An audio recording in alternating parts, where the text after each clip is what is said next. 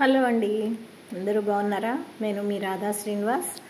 సంపెంగ పువ్వులు గుత్తులు గుత్తులుగా పుయ్యాలంటే నేను చేసిన కొన్ని చిట్కాలు చెప్తాను. అండ్ చాలామందికి సంపెంగ చెట్టు ఉండడం వల్ల పాములు వస్తాయేమో అన్న అపోహ కూడా ఉంది. ఇది 40 ఏళ్ళు 50 ఏళ్ళ నుంచి ఉన్న చెట్టు ఇక్కడ. మాకెప్పుడు ఈ సంపెంగ చెట్టు వల్ల పాములు అయితే రాలేదు. కానీ మాకు ఇంకా మా గార్డెన్లో ఇంకా చాలా పెద్ద చెట్లు ఉన్నాయి. ఎప్పుడు ఆకులతో, కొబ్బరి మట్టలతో, వేపాకుతోటి ఇట్లా చాలా చెట్లు, పెద్ద చెట్లు కాబట్టి ఆకుతోటి మల్చింగ్ చేసినట్టుగా ఉంటుంది.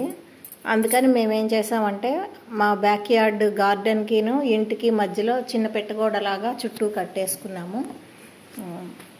చాలాసార్లు మా మదర్కి పాములు అయితే కనిపించాయి. అవన్నీ ఎందుకు వస్తాయంటే ఇక్కడ ఒక చెదల పుట్టు ఉంది కార్నర్లో, అక్కడ మష్రూమ్స్ కూడా బాగా పెరుగుతాయి. చుట్టూ మా కాంపౌండ్ వాల్ దాటిన తర్వాత అంతా కూడా చెట్లు, పొలాలేనమాట. కానీ వాటి వల్ల మాకు ఎప్పుడు ఏ హాని జరగలేదు. నేను మాత్రం నా లైఫ్ టైంలో మా గార్డెన్లో 2 టైమ్స్ మాత్రమే పాములను చూశాను. అది కూడా ఏదో కారణం ఉండే నాకు కనిపించాయి. నా అదృష్టం అనుకోవాలి అలా కనపడడం. అవి ఎప్పుడు మాకు ఏ హాని చేయలేదు.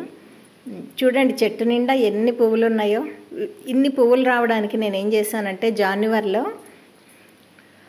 వేపాకులన్నీ పాదిలోకి ఊడిపించేసి చక్కగా చెట్టుని నాకు ఏ కొమ్మలు కావాలో అవే ఉంచి మిగతా కొమ్మలన్నీ ట్రిమ్ చేసేసాను.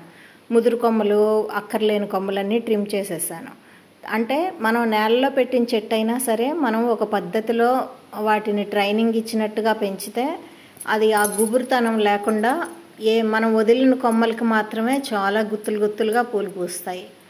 ఒకసారి పువ్వు పూసేసిన హుక్కి అక్కడ హుక్స్ లాగా ఉంటుంది పువ్వులు వచ్చే ఏరియాలో. ఆ హుక్కి మళ్ళీ ఇంకా మొగ్గలు వస్తూ ఉంటాయి. ఆ హుక్ను అలా వదిలేస్తే అలా ఆ కొమ్మ మనకి ఎన్నోసార్లు పువ్వులు ఇస్తుంది. ఇయర్లీ వన్స్ పాత షూట్స్ని కట్ చేసేసి కొత్త షూట్స్కి అవకాశం ఇవ్వాలి. అండ్ నేను వీక్లీ 2 కిచెన్ కంపోస్ట్ ఇస్తాను.